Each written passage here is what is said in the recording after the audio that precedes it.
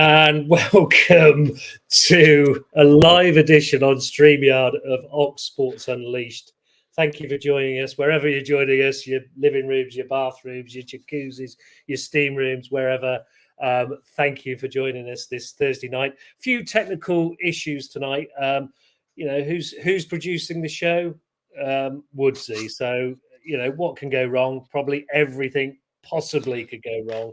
We're already 10 minutes late, but it's just down to a few technical issues, getting a few videos down to a certain meg so we could actually share it with you. So we apologize for that. We apologize for anything that might now come on the screen that doesn't quite work to our favor, but we will keep our fingers crossed, and hopefully we can share with you some of the sports that have been going around Oxfordshire in the last 7 days or so since we were last with you.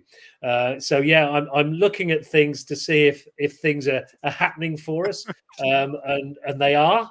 So I think we might actually go back to our original running order, apart from a particular interview that we were trying to get on, and we've been trying to get on now for 2 weeks.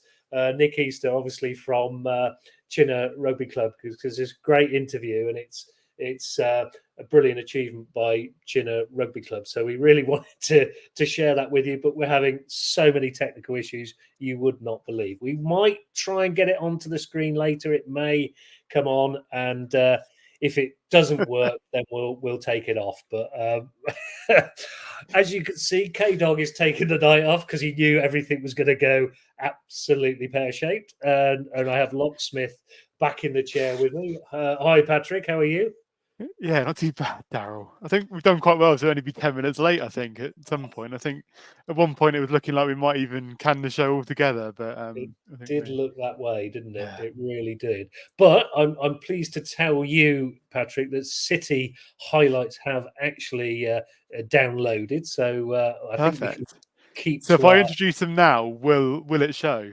Well, who knows? Who knows? I can't guarantee that, Patrick, but I will do. Well, let's introduce it anyway, and then we'll just live life on the edge. Yeah, absolutely. Yeah. So obviously, start with Oxford City as always, and before we do introduce the highlights, obviously there was some very sad news from City last week. The sad passing of Chairman Brian Cox after illness, and anyone who's been at Oxford City in the past couple of decades and longer really will have surely seen Brian around and about, and very willing to have a chat, and quite often see him down at the club during the week doing all maintenance tasks, anything. He'd be at a game, he'd be going behind the stand when a ball gets fired over the stands. So very sad news for City fans there, and we'll actually have a bit of a tribute to Brian later on in the show, which was a nice tribute from our editor Dan Smith. So we've got that coming up later on. But in the meantime, it was the last game of the season in the National League this weekend. Banbury and City both having their final games. It was a trip to Altrincham for City. Altrincham, who flying high actually in fourth, and looking to get themselves a home quarter-final in the playoffs, and without giving too much away, ended up actually getting a bye through to the semi-finals in the end. But tough game for City on the final day of the season, and 12:15 kickoff, which we missed by 10 minutes due to the traffic on the M6. But we'll go down to the highlights now with an interview from Ross Jenkins afterwards.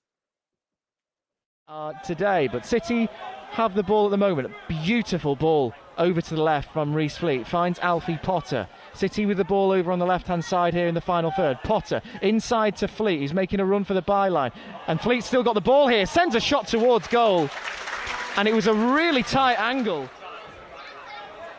Still 0-0 though, and there's a chance here perhaps for Altrincham to make something, and the ball pings around on the edge of the penalty area. Chris Con-Clark with a crack from distance, and that is a terrific save from Tom Watson, because that was angling and arrowing into the roof of the net. Tom Watson backpedaling, got a really crucial fingertip to that, and he's pushing over the bar, and that was the closest either side have come. Chris Clark denied by Watson. Yeah, that ball moved, didn't it? It had some swaz on it as it angled one way and veered the other at the last, and it looked for a second that Tom Watson was... And he's got the ball through to Newby, and Newby goes down in the penalty area, and that's a penalty to Altrincham. Newby goes down under the challenge of Giles Phillips, and the referee very quickly pointed to the spot, and it's a penalty to Altrincham.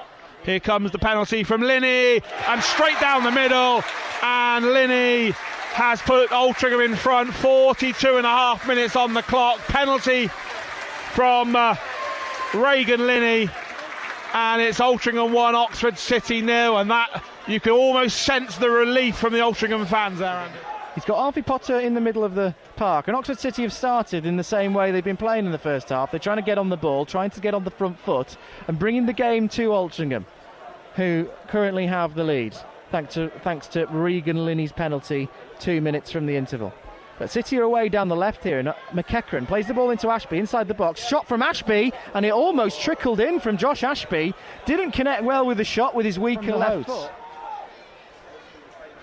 And this is where I have to say, if there is a 4-goal swing in the York-Solihull game to Solihull's favour, then York could go down. Mental.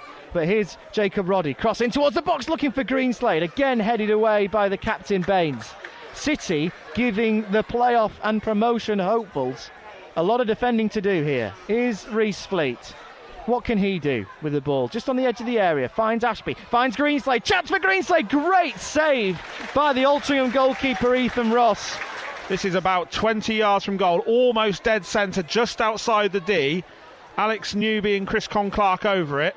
I think it looks like it will be Chris Clark to have a crack from distance here. And as you say, Andy, he's definitely got this within his locker. It will be Chris Clark, and it's a terrific save from Tom Watson there. That was angling straight into the top corner. Ross 1-0 defeat on the final day here at Altrincham, but perhaps deserves something a little bit more. Yeah, first off, thought we were really good. Worked shape really well, worked patterns really well, causing problems and found our way through them many times quite easily. And I think that really shows the team spirit. You know, it could have been easy to come up here and feel deflated and defeated, but we've done the complete opposite. And it's really nice to get some of the boys start in the last game of the season who got us through the final last season. You know, we had Colin at right, we had Alfie, we had Zach, we had Josh, Ashby, we had Fleety. That midfield, you know, is something that we've sort of missed this season. Obviously we're missing Josh Parker today, but we put in a real performance first half. The second half, I thought the boys' legs, as much effort that they've put in all season, last 20 minutes they just ran out of steam and ran out of gas. But it just shows, you know, we've come to Altrincham who have been at the top of the league all season, and you know, as a neutral, you probably wouldn't realise who was top and who was bottom, in my opinion, and that's a big credit for the boys for coming up here and putting a shift in. Yeah, so there you go. Another positive performance for City on the road again, but another game in which it just fell short. And yeah, it was, certainly didn't disgrace themselves on the day. And it was actually quite a nice day in the end. But you could tell how we were about 10 minutes late because I was stood in the food queue, as you could see on the camera, for the majority of the first half. But yes. And I think I've got to mention actually that Kieran said that Giles Clark, the former chairman of the ECB, was playing for City briefly in that, which... I did chuckle at that, yeah. Yeah. Got a few names wrong, I think. He got a few golfers in there as well, I think. He's not on. We'll say that Tom Watson is the actual name of City's goalkeeper, not just a golfer. Brilliant. Yes. City bowing out of the National League, obviously finished bottom, but again, they've certainly given themselves justice in a lot of games this season, and I'm sure next week they'll probably maybe review the season a little bit with not as much football going on next week. So obviously, as I mentioned, National League season finished for Banbury as well. Again, unfortunately, their relegation was confirmed a few weeks earlier. And their last game wasn't going to be any easier either, as they welcomed champions Tamworth to the Banbury Plant Hire Community Stadium. Tamworth, who just secured their second successive promotion, actually. So obviously they're running away at the top. So here are the highlights from that game as well, followed by an interview with manager Kevin Wilson.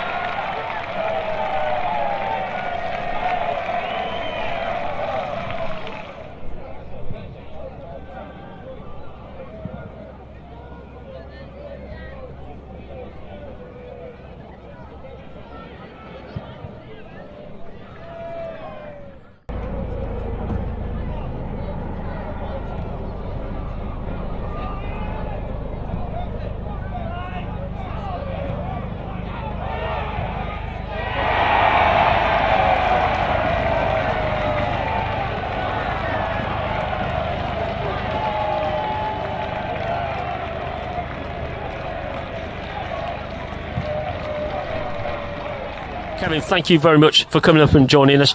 Your thoughts on today's game, the game against the league champions? No, first of all, congratulations to Tamworth. They've grinded it out and they've deservedly finished top of the league. But I look at my tenure, it's all been about missed penalties, hit the post, hit the bar, things that just didn't drop or go our way. And then the keeper's made a good save at the end as well. So it is what it is. For me, it's a sad ending, disappointing, a disappointing time.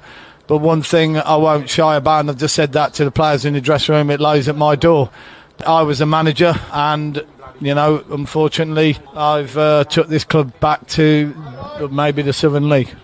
How do you think your team competed today? Yeah, I thought we started off very, very slowly, and then I think when they scored, we got a bit more of a foothold in the game. I did say a few choice words in the dressing room at half-time because I just felt that we could do a lot better. A lot of people are going to be most probably moving on for this club. There'll be a few players that stay here who they all need to make an impression. And we get the penalty. We miss the penalty. We hit the bar. Craig's hit the bar.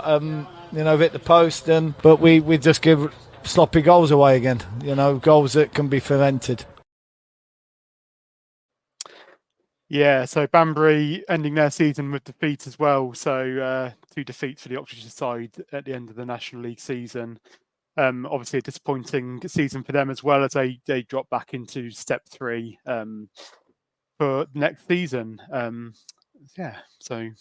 It was an honest interview there by Kevin Wilson at the end there. We wish him all the best in pastures new. Obviously not manager next season, so we hope things go well for him, but we also hope Banbury get back on track for season 24-25, and we wish them all the luck. And obviously we will follow them again, and if they're still doing live streaming, we will present that to you probably goals only, and going forward.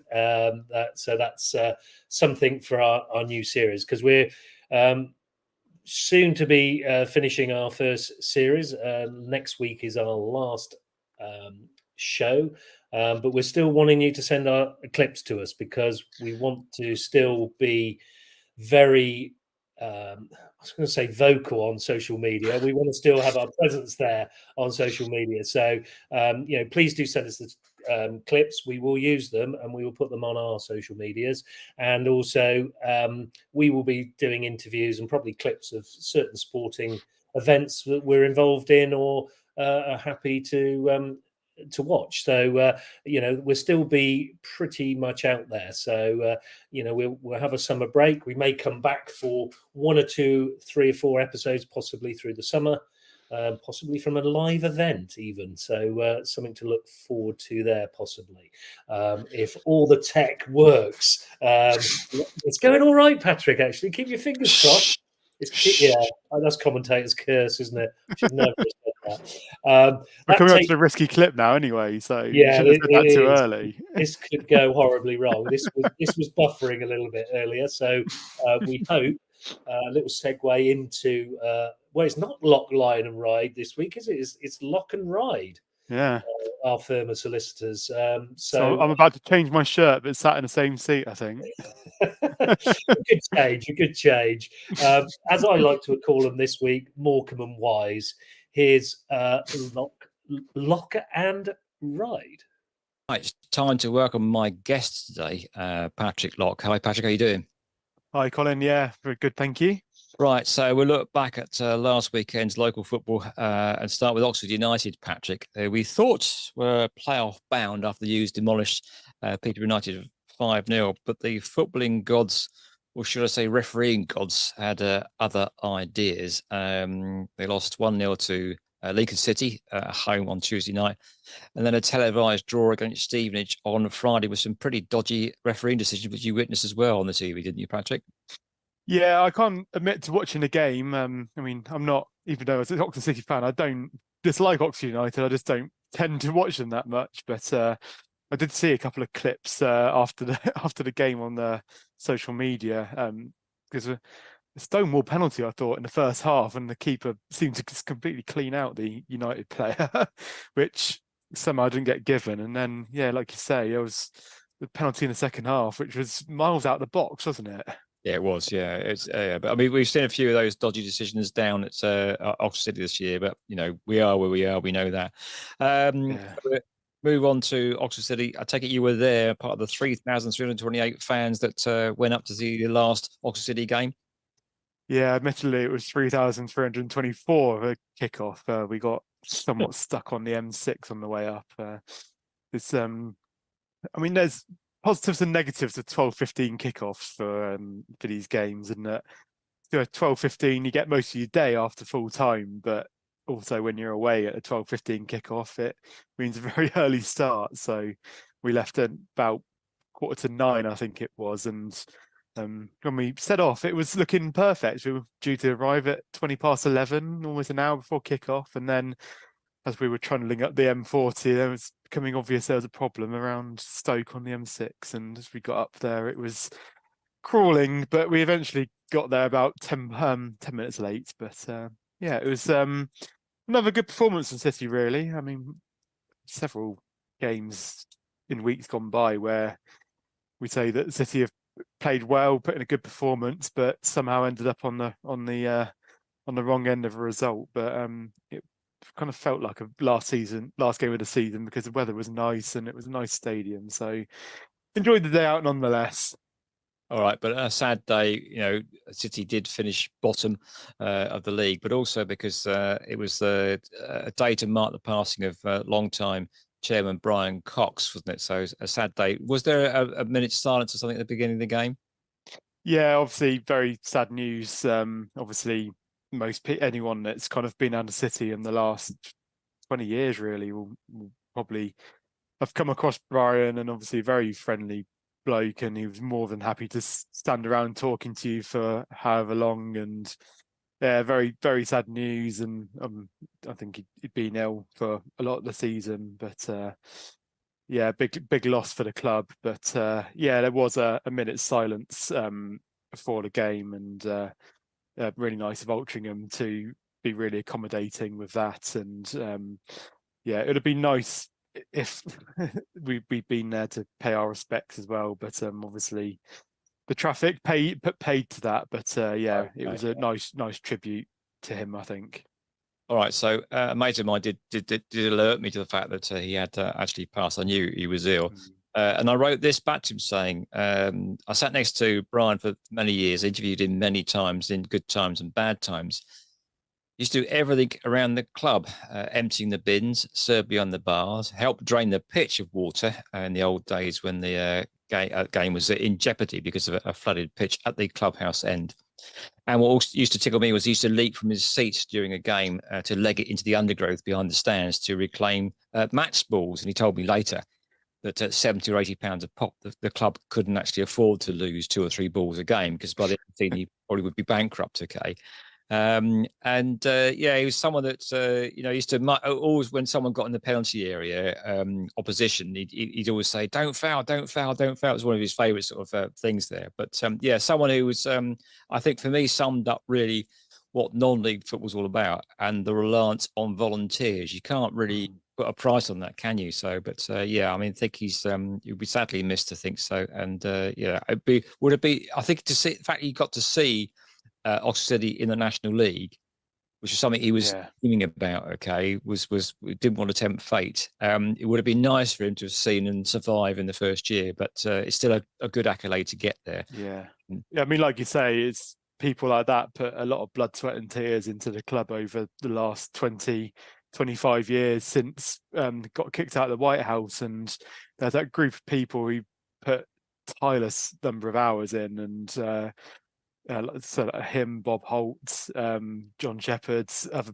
people who sadly not around to see this time, but obviously very glad that he was around to see City reach that pinnacle. And obviously it would be nice if City could have stayed up this year. And yeah, but like I say, literally did everything around the club. If there was a little maintenance job, he'd be doing it. Like you say, and unblock the toilets. I mean, everything. Seriously. Yeah, I mean, if you wanted a good advert for what not to be as a chairman, okay, he certainly was booted and suited and just sort of sitting there and glad handing people. But yeah. Anyway, a single goal then beat City at the weekend. Punishment for one defensive mistake. I think Ross Jenkins summed up things by saying very, very small margins in this league, really. So in the National League, if you make a mistake, you're going to get punished, because teams have been there, done that, and got 2 or 3 times the budget, Patrick. Yeah, I think I walked out of the ground on Saturday kind of saying it kind of summed up our season, that game. It was, I mean, a lot of nice play. We got the ball down, passing it nicely, and I mean, obviously, Altrincham, very good side, and finished 4th. So, again, we more than held our own. And I've said to a lot of people, I think City have made themselves hard to beat this year. But the problem is that they're hard to beat, but teams always just about find a way. And like you say, it was just a penalty after a slightly rash challenge in the box late in the first half, and converted that penalty, and that ended up being a difference between the sides. And yeah, it's rough luck sometimes, isn't it? And you then get a couple of really good chances in front of goal, and their keeper pulls off 2 fantastic saves, and yeah, that's it. Sometimes you just don't get luck go your way, do you? But yeah. But I'm sure City will be back. Right, so Patrick, my summary of where things are at the moment is United are still in with a playoff shout, but City, Banbury and Didcot are down. North League season has trailed off. They do look safe. So the real battle coming up is for Tame, as Kidlington, I think, are mathematically safe now. So Tame could avoid the drop, I think, if they actually win away at Waltham Abbey. They've got Jefferson Louis, all right, who's got a bit of a talisman there. He's got a reputation for scoring goals that gets North League up. And could he be the one who goes back to his one of his original clubs, I think, and keep Tame up? So there is possibly a little bit of good news because Thames results and Kidlington have been better recently. They're in the shout of staying up. But goes through last weekend's results for us, how the tables looked at the end of Saturday's play and what local football fans have got to look forward to with this weekend's fixtures. Patrick Loxer. Yeah, like you say, it's very much the business end of the season now, and obviously in the studio heard about the National League coming to a close for Oxford City and Banbury United last weekend. Obviously seasons that neither of those two would have hoped for, and obviously this coming weekend we're reaching the conclusion of League One and Southern League divisions. And I say come to the conclusion of League One. Hopefully it'll just be the conclusion of the regular season for Oxford United. And obviously got all fingers crossed. But we'll go over who they've got coming up on the weekend a bit later on. But there was still plenty of action on Saturday and the weekend just gone. So let's have a quick look at what happened from Step 3 downwards in Oxfordshire. And obviously, as we've heard already, Didcot's tough season in the Southern League Premier South continued on Saturday. They fell to a 2-0 defeat away at Poole Town. A goal in each half for the hosts saw Harvey Slade and Kyron Samadi on target on the South Coast in front of a crowd, actually over 1,000. So it was a good day out for Didcot there to play in front of such a big crowd there. Tame United recorded what could be a crucial win actually in their fight for survival. They beat Kings Langley 3-0 at home on Saturday. Ryan Knight gave the hosts the lead inside 10 minutes before 2 goals in the second half after the hour mark from Harry Alexander and then another one from Ryan Knight. Gave them a convincing win. Obviously, they're still second from bottom, but a win on Saturday and an Aylesbury loss with a 5-goal swing would see them out of that potential danger spot, so they'd be definitely safe. Although my thanks to Charlie Bell, who commented on the live stream last week for Oxford Sports Unleashed, who clarified that 18th spot in the Southern League Division 1 Central. He said that they more than likely to be safe, even if they did finish in 18th, because they've got a higher points per game than the other second bottom sides in the Step 4 clubs around the county, around the country, sorry, not the county. So it's more than likely that they'd be safe. But I think obviously if they could win and Aylesbury lose with that 5-goal swing, it would certainly be a bit more comfortable.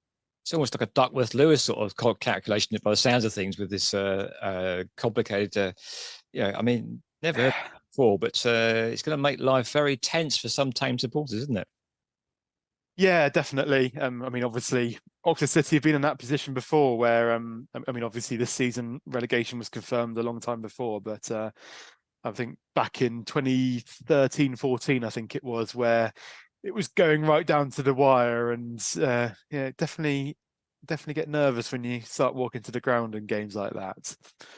But Kidlington earned a very important point actually away at Biggleswade FC. Charlie Bacon again on target for Kidlington. Very fruitful loan spell from Oxford City, and I think he's probably scored in not quite, maybe every game, maybe not in one game, but he's certainly made a massive impact with goals and assists there.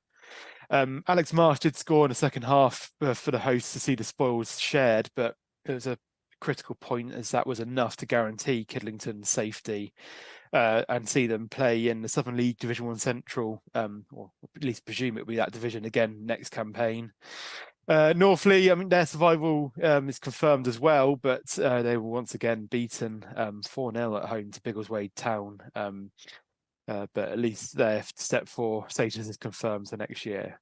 So heading to our Step 5 sides, and there are only 2 sides actually in league action this weekend. Easington Sports welcomed former Conference Premier side actually, and Histon in the United Counties League. Even I remember when Histon were in the conference, they've dropped a considerable distance.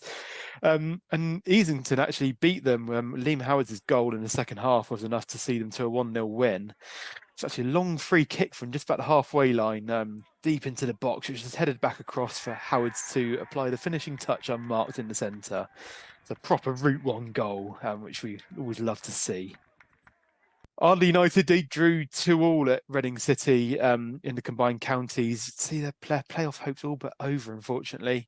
They twice came from behind. Aniket of the Ambo levelled midway through the first half to make it 1-1 before last gasp penalty, actually. A 93rd minute penalty saw Mason Courtney level the scores right at the death to earn them a point there. But obviously, yeah, all but over, but not over to the fat lady things, as you say. So maybe they have a little bit of a chance there. Get in! Elsewhere, and Didcot Town reserves were the next victims of the University of Bristol intramural in the Marsh Supplementary Cup. The Marsh Supplementary Challenge Cup. They lost 5-0 in the semi-final, as obviously heard about them beating Clanfield in the previous round last week. And in the Challenge Cup semi-final, it's a massive game for Letcombe of Hellenic Division 2. They welcome former National League North side Worcester City in the semi-final. I mean, Worcester City back in the Conference North, back when Oxford City were there in 2014-15. So, yeah, massive game for Letcombe. And, I mean, Worcester City are running away at the top of the Hellenic Premier. And only won 1-0 that match, actually. So Letcombe far from disgracing themselves there. So yeah, very good result for them, really, you'd say, even though they fell to defeat on what was a big day for the club in front of a record crowd, I think, of over 300. So really good day for Letcombe there against a big opposition. Finally, on Sunday, Nicola Gibson goal saw Oxford United women draw 1-1 against Milton Keynes Dons in the Women's National League South. That result did see them drop to 5th in the table, but they finish their season in a fortnight's time away at Cardiff City, and they'll need to beat them there if they want to have any hope of climbing up to 4th in the table, which is as high as they can get now this late in the season. Meanwhile, Oxford City women's season ended last weekend, and their season there finished in 4th place in the Southern Region Women's Football League. To just round off the other tables in League One, as we mentioned, Oxford United men, they need a win to try and get themselves back in the playoff on the final day of the season. They've dropped to 7th for the time being. Oxford City's season, they finished bottom of the Vanarama National League, while Banbury finished 22nd in relegation places in the National League North.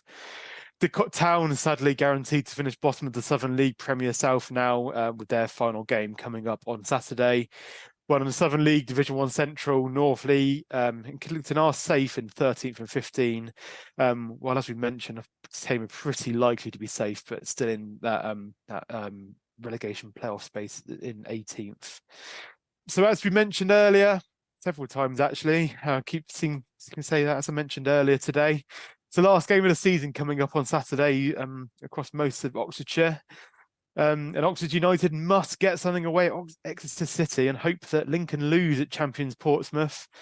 Ideally, if they win and Barnsley don't win, then that could be enough to see them regain a playoff spot as well. So, yeah, Oxford United need a result and need some help along the way to get back in there. But obviously, wish all the best there. And I think that's an early kickoff on Saturday down at Exeter. Didcot Town end their season at home. They welcome Hendon to the Loop Meadow Stadium. Well, Northley, they travel to Bedford Town. Kidlington are at home. They host Hertford Town, and Tame United travel to Waltham Abbey in the final weekend of the Southern League Division 1 Central. And finally, on Sunday, and it's a big Oxford derby in the women's Oxfordshire FA Women's Cup.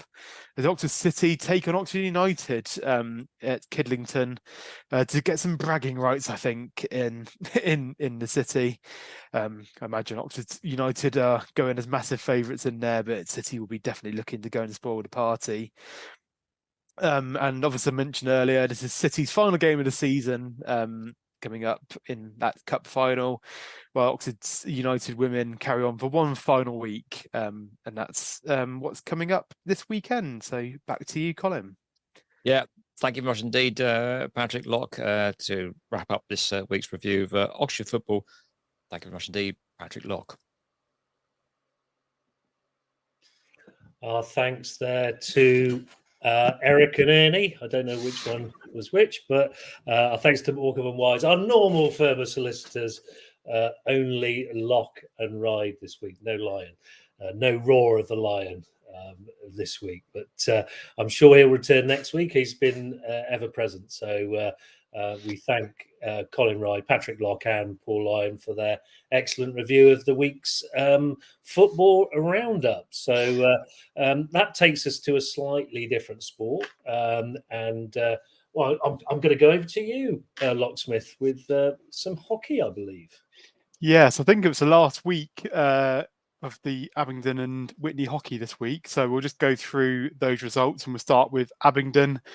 The two teams played this week in the Southern Central Women's Division 2 Charwell.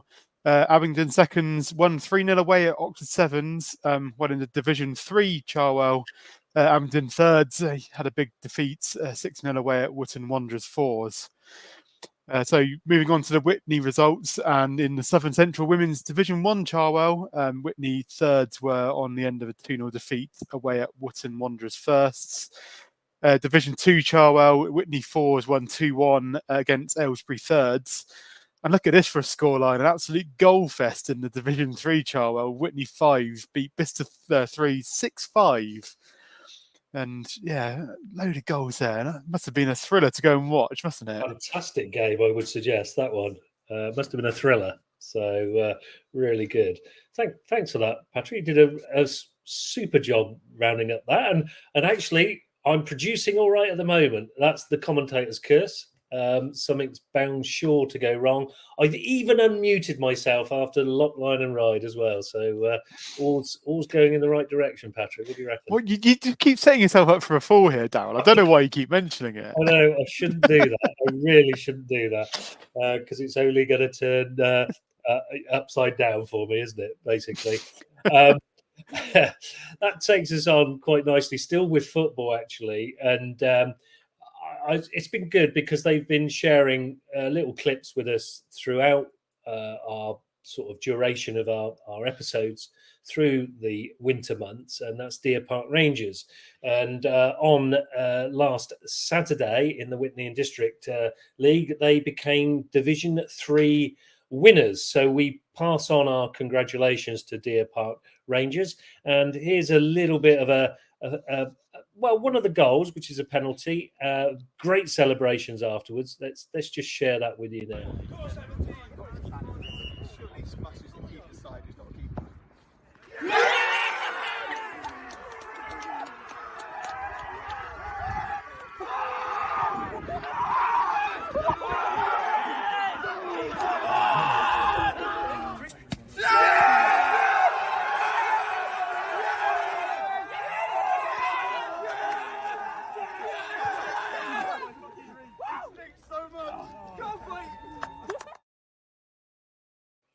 Who doesn't love being showered by champagne? A joyous occasion there. Goal worthy, that celebration as well, wasn't it? It was good. It was good. Now, our congratulations to Deer Park Rangers. They've had a cracking season to finish winners of Division 3. We wish them all the very best in Division 2 next year. And obviously, we will be following them again. And if they can give us more clips like that, fantastic. And I think that's a really good time for me to say at this point, if you have any clips, please do send it to us at oxsportsunleashed@gmail.com. I thought I had the tile for that to show you, but unfortunately I haven't. So I won't be sharing that with you. But that email address again is oxsportsunleashed@gmail.com. That's if you want to send us any clips, any interviews, any fun things that have happened in sport around you, because that would be good entertainment. We'd love to share that with our viewers. And if you want to get involved, if you want to be a producer, if you want to, if I can do it, you can do it. That's for sure. Please, again, get in contact. A roving reporter, a cameraman, whatever it might be, get in contact with us at oxsportsunleashed@gmail.com. We would be pleased to hear from you. So again, congratulations out to Deer Park Rangers. We'll be watching your progress for the season 24-25 with interest. And we're going to change sports now. Yes. Aren't we? Yes, and we'll go to a bit of cricket. And as obviously, as a county championship season started, we keeping an eye on all the Oxfordshire interests now, aren't we? And usually means following Sussex and Gloucestershire, doesn't it? And Normally. they were playing each other last week. So, James Coles and then all the Oxfordshire lads at Gloucestershire all playing at Hove. And so obviously last week we saw Ollie Price hitting a big 100 for Gloucestershire, but this week it's the time of Miles Hammond to feature on our highlights, and he got a couple of 50s for Gloucestershire, 56 and 77. And 77 actually in a fourth innings fight, actually, as Gloucestershire were trying to save the game. And for a good period, it looked like he might be playing an innings to save them, but unfortunately they just about lost out on the fifth day. But here are some of the highlights from his innings at Hove on last weekend.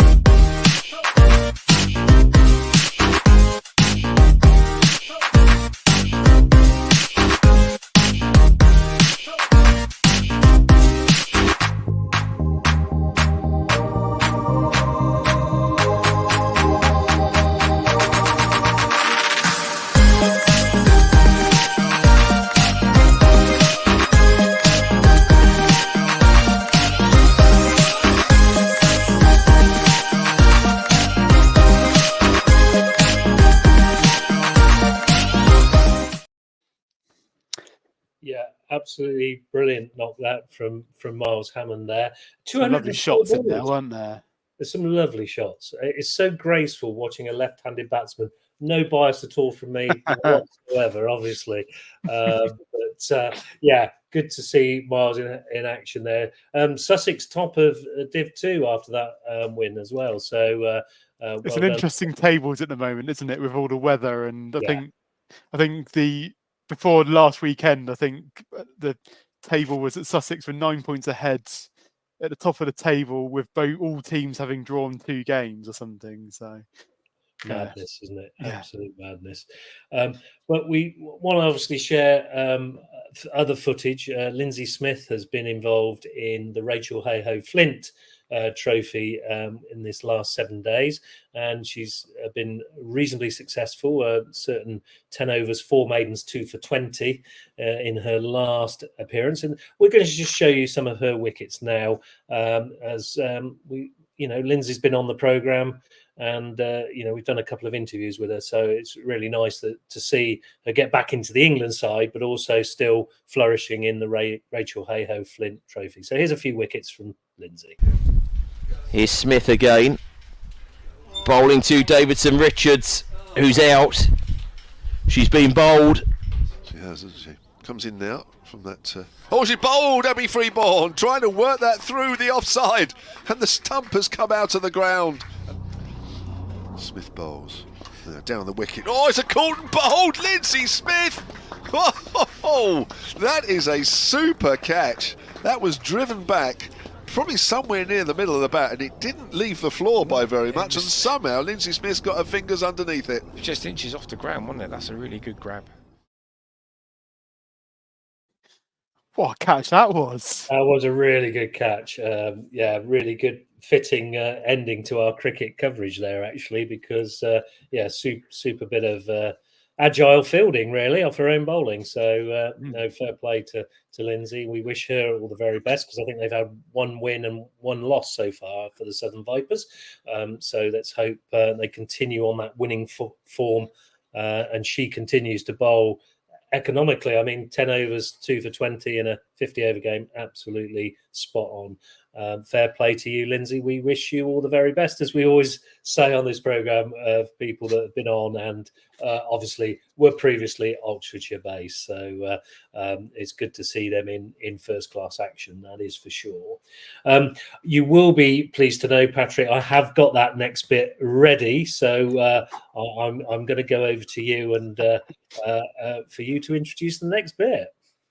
Yeah, so obviously, as we've mentioned several times already today, the football season's coming to a close, and regular viewers of Ox Sports Unleashed will remember that most weeks we've had a goal of the week, which the exciting part at the end of the season means we get to put them all in one video together as a montage.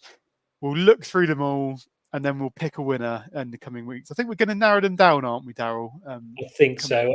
The footage doesn't give sort of goal A, whoever it is, and goal B. So what we're going to try and do is put a package together, put it out on our social media over the next 7 days for you to vote on. We'll do it as a poll. We'll get it out there, and whoever gets the most votes will get the Goal of the Season award. Good luck to everybody in the hat, as it were. Yes, and meanwhile, here's a massive compilation of all the best goals from around the county over the past season.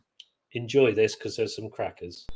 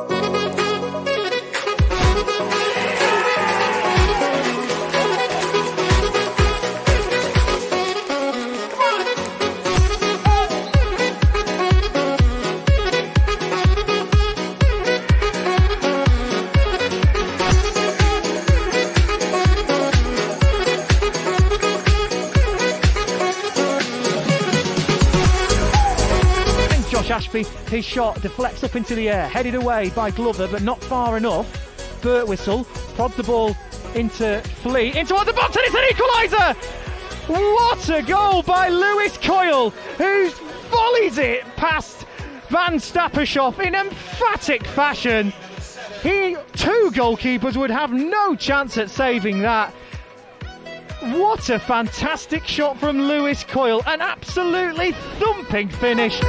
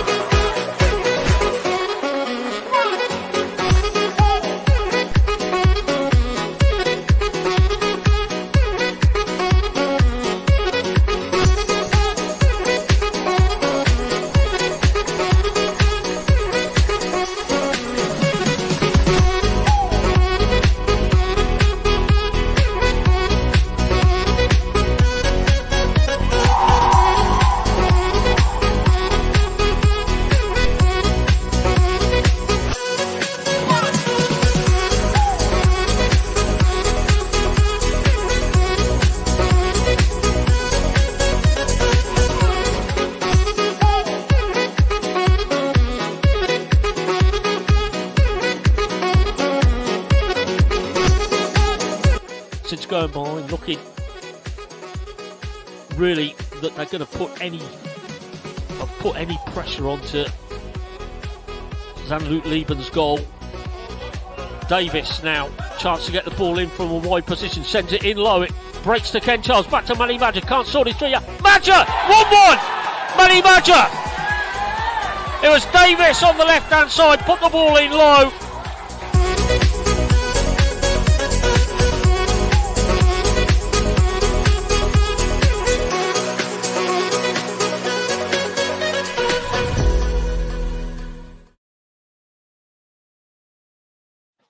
Some absolute crackers. How are we going to narrow that down? It's going to be tricky, isn't it? That was good viewing, I must admit. There's some great goals in there. So many good goals, you forget that some of them have happened, don't you? And it's just nice to be reminded that they've happened. That would be brilliant. So we will narrow that down. We'll have a little discussion between the crew of Ox Sports Unleashed, and we'll get a proper A, B, C, D. Probably 8 goals. Probably 8 goals for you to.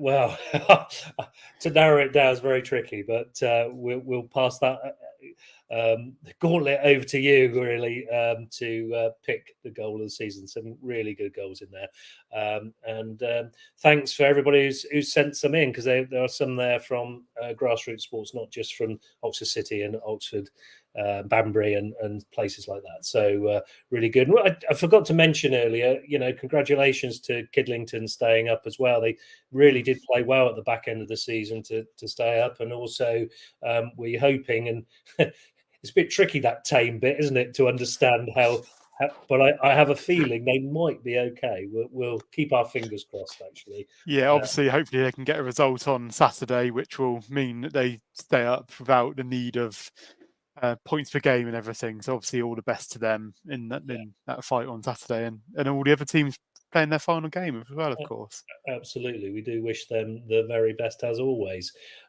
Just a couple of things I need to mention, because we have been mentioning them throughout the course of the winter, and that's Oxford Saints American football playing out of Tilsley Park.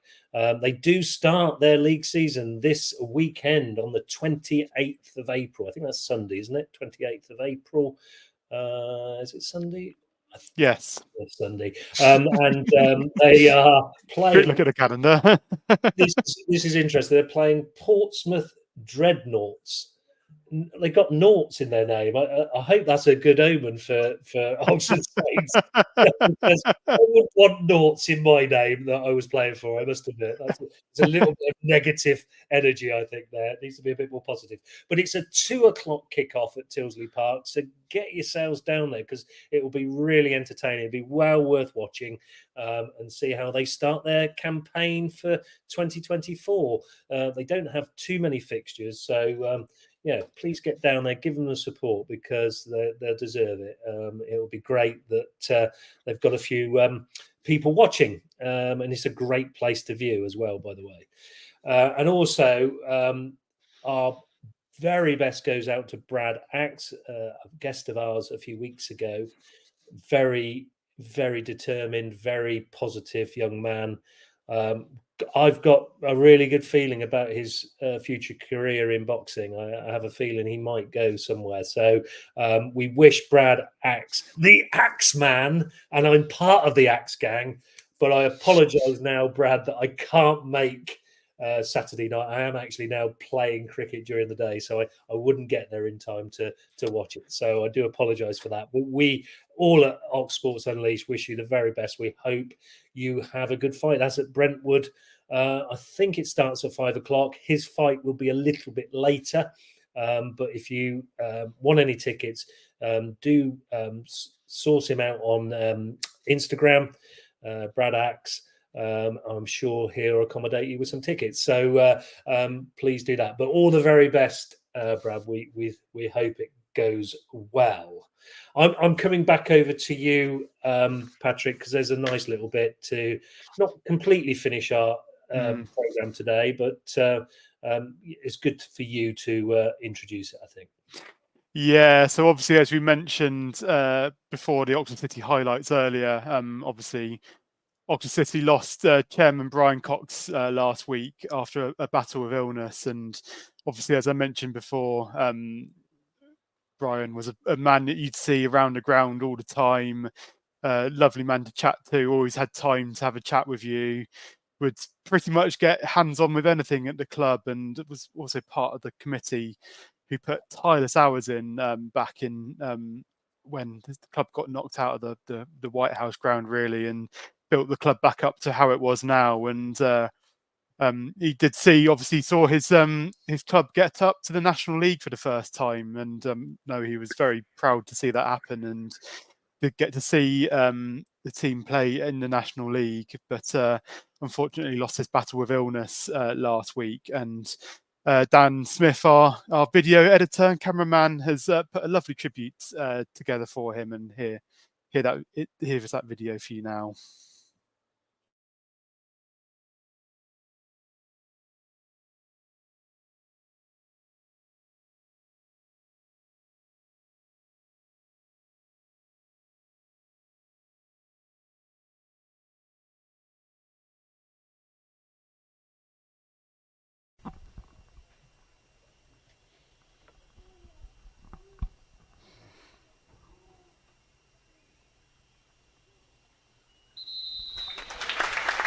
A minute silence, immaculately observed, Andy, and let's hope that Oxford City can put on a show for him today. Yeah, absolutely. A minute's silence, impeccably observed by both sets of supporters, for a truly great man who's done so much for Oxford City Football Club. Brian, you will be missed by everyone associated with Oxford City FC.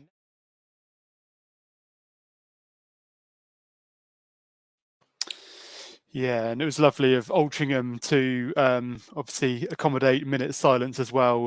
So obviously, big thanks to them for doing that as well for the club, and obviously an impeccably observed minute silence there, as Andy said on the commentary. So yeah, obviously our thoughts with Andy, his son, and his family going forward, and obviously it'd be a big miss at Oxford City next season. Yeah, a really great tribute to a really great man. Somebody I never met, I have to be honest, but I heard so many good things about the great man. So he'll be sorely missed. I know everyone at Oxford City, and as Patrick has said, our thoughts are with his family at this sad time. So I'm now going to try something quite daring, Patrick, I think. We are trying to get the Nick Easter video interview that Kieran did last week when Chinner did actually win the league. So I'm going to just see if it comes on the screen for you in a moment. Thanks for rugby, Nick Easter. Nick, fantastic afternoon, a great season, champions of National League One. Yeah. You know, sort of a bit of a dream come true. You know, we didn't target at the start of the year. Top 4 was a target, but as the season progresses, you realise how much you're growing and the potential within the squad. You're in it to win it at the end of the day. You know, I won't deny that. When I re-sign next year, I was like, listen, we got to go for it. We're not going to hold back. Recruit well, bring through the youngsters, keep a lot of the guys that performed so well at the back end of last year, and to do it in the style we did today as well. I think what's really there's a lot of things obviously been pleasing. The last 5 games has probably been our strongest performances. We haven't crept over the finish line and stumbled or crawled there. We've actually accelerated. Our rise in terms of all aspects of our game has got better and better and better. And the guys demand standards of each other, and they've been absolutely superb. Yeah, today was case in point, wasn't it? 52-0, not even letting them get a sniff at the try line at all.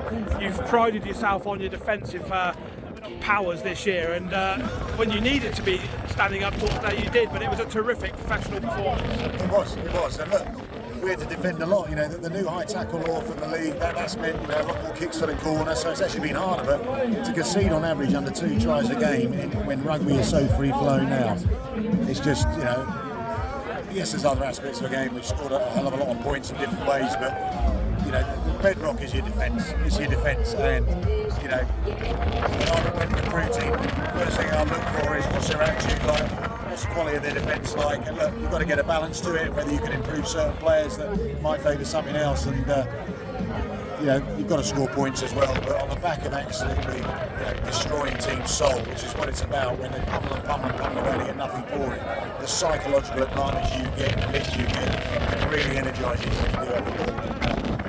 We're going to celebrate, aren't we? A quick word about Rams. They've given you a real run for your money this year. They pushed you all the way.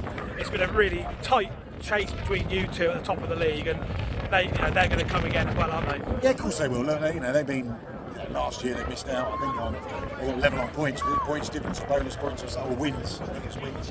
Cambridge nicked it, and but once we got that top spot when we beat them at Christmas, we never relinquished it. The closer we got when we lost to Blackheath, the only game we lost since Christmas. And, I think we were head on points difference. Then they lost to Sale a couple of weeks later, and then last week they lost. So, from our point of view, we enjoyed being hunted, and it was very much something spoken about after the 3 weeks of Christmas. In terms of it's a different mindset now, and at the end of the day, we can't do anything to motivations of other teams.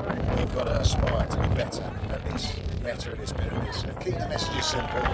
Players have been excellent, senior players have been outstanding. Driving it, Luke Carter, Willie Ryan especially, Alan Walker, Ollie Curry who's come in, Will Feeney, Grant Hughes. I can name a lot of guys, but those sort of senior players have been absolutely outstanding. George Warboys, obviously, from a playmaking point of view, has been excellent. Yeah, you mentioned that Blackheath game. I remember speaking to you after that, and you actually said that might have been the proverbial kick up the backside you needed, because it was a bit of a disappointing performance and a defeat. But since then, you just haven't looked back, have you? You really have turned on the style. Yeah, but even that game, look, we deserved to lose. There were certain aspects of the game that weren't there, right? And full credit to them. But we still held up over the line, knocked it on twice. We're there or thereabouts, and credit to them, they deserve to win. But at the time, we spoke about it. We said, these guys, they want a scalp, they're good enough to get a scalp. So it wasn't as if we weren't prepared for it. I don't want to labour too much on the game. It's just, until it actually happens to you, people don't really listen and act on it. You know what I mean? So just your little details and getting your basics right, we were sloppy with. And it was, hard, critical, but in a positive way, in an affirmative way, in terms of, look, we've done this before, we're just not doing it at the moment. The last few games just slipped off a bit. And the guys applied themselves, trained like that all the time, and I think the breaks have helped. So we had another game, then we had a week off, then we had a 3-game run, we had 2 tough games, Plymouth away and Richmond away, negotiated, then we got another week off, and then you've got to and I think all of that, keeping the guys mentally fresh. I didn't bring them in the weeks off, no point. The team has stayed relatively fit and healthy, which is good. They know what they're doing. You don't need to overcomplicate it. Just make sure they're mentally and physically ready. Finally, Nick, celebrations today and this evening, no doubt. But then I suppose the hard work starts preparing for next season, because you don't want to go into the Championship and make up the numbers, but it's a big step up, and you need to make sure that you're ready for that challenge next year. Yeah, look, stepping out National 3, National 2, National 2, National 1, it's still 2 nights a week. Just better stand, better players. This is going to be a much bigger league. The part-time sides train 3 times a week. A lot of lone guys from the Premiership. We've got 4 professional sides. All their sides have been playing against those professional sides, full-time sides, for a number of years, and they're used to the level that we need to perform at. It's a very, very physical league. At the moment, got the planning in my head. A few moving parts. Already recruited a couple of new guys, and that will continue in the summer, obviously, and things in place, whether it's off field or on field. But we just got to enjoy the celebration. We've got to enjoy the moments. That's absolutely the final word on it. Enjoy the celebrations. I know Kingsley Road will be rocking this evening. Congratulations, Nick, and we're looking forward to seeing Chinner doing Oxfordshire proud next season. Thanks very much. Cheers. Our thanks to K-Dog with a very windy interview there, but we got it on, Patrick. I can't believe that worked. I mean, people watching now, you should have seen how that didn't work before the show and how that's kind of gone out working perfectly. I don't know what you've done, Daryl. Unbelievable. I've worked some magic, which is unusual for me. So I'm glad we were able to share that interview with you, because it's a real achievement for Chinner. And, we congratulate everybody at the club. We said it last week, but it deserves extra mention, because, they're going into a league now which is, as high as Oxford United are in football from a rugby perspective. So they become, on par really with our top sporting club in Oxfordshire. It's really exciting, and we wish them all the very best for next season, and we hope everything goes well for them. It's set up for them, isn't it, to do well, and it would be fantastic to follow them again next year. I managed to see one game which was really exciting, really enjoyed it.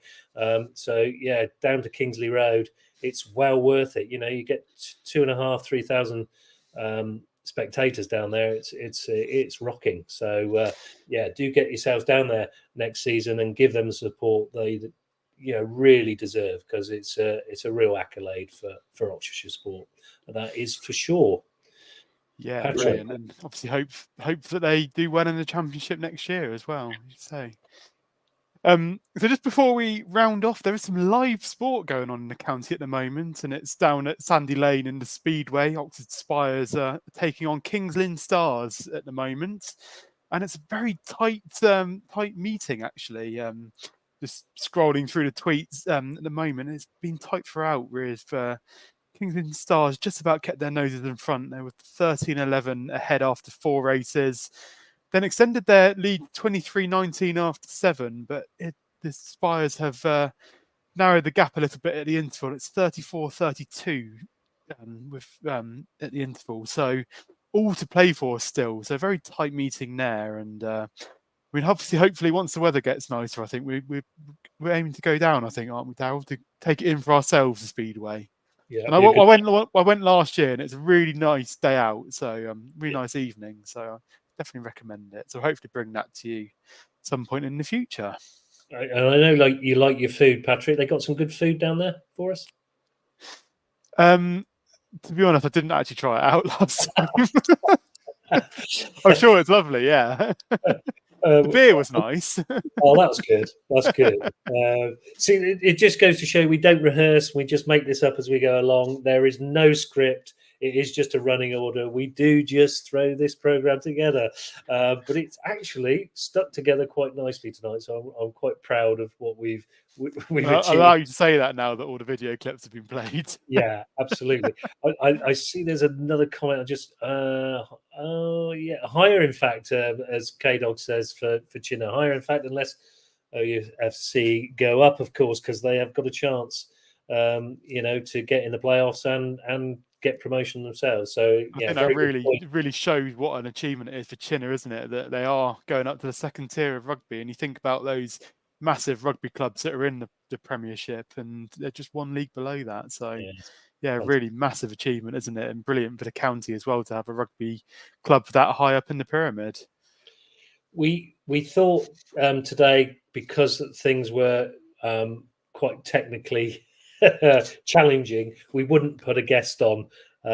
So we have we've wrapped Ben Cox up in cotton wool and bubble wrap. He will be with us in the studio next week. So please join us next Thursday live from our normal studio, where we'll have Ben Cox with us in there. We may even have another studio guest. Who knows? It may be a bumper edition, being our last one. So please come and join us at Ox Sports Unleashed, because we would love to have you join us.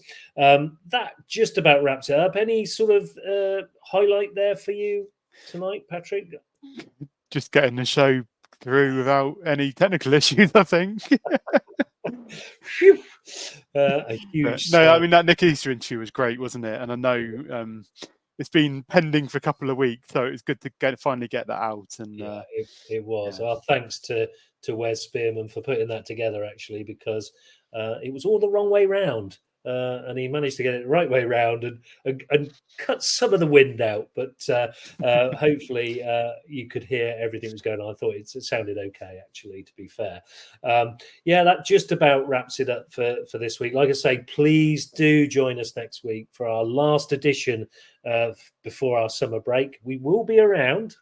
We won't be missing too long, and we'll be still giving you little snippets here and there. So please, if anything you could do, if you're watching on Facebook and you're watching on Twitter tonight, we were live on Twitter tonight, by the way, Patrick. I didn't know if you knew that. But on X, live on X. There you go. There you go. Broadcast them I didn't know were being broadcast. It's scrolling down the bottom there, actually. If you're watching us on Facebook or X, please do subscribe to our YouTube channel. The details are scrolling, as I said, down the bottom there. It's www.youtube.com/@Ox Sports Unleashed. And if you want to help us out, send any clips to oxsportsunleashed@gmail.com. It's all very, very simple. So that just about wraps it up. The week that possibly Liverpool have given away the Premier League title. I see Man City are winning 3-0. Kevin De Bruyne and Phil Foden double beating Brighton 3-0. That's a bit of a spoiler. I should have said spoiler alert there. But let's hope Arsenal can keep them at bay. We'll watch that with interest over the next week or so. But we'll see how it happens. I don't want that to happen. I've got to be honest. I said Man City would win it from the start. I still think they're in pole position, but there we go. As a Tottenham fan, I'm really hoping Man City do win it. Thanks, Patrick. You're welcome. Yeah, it's noted. Don't worry, it's noted.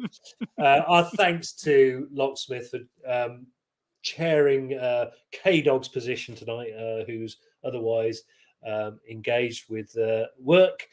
He will be back in the hot seat with me next week. Like I say, live. Please join us at 8 o'clock. It will be a bumper edition for sure. Let's go out with a bang.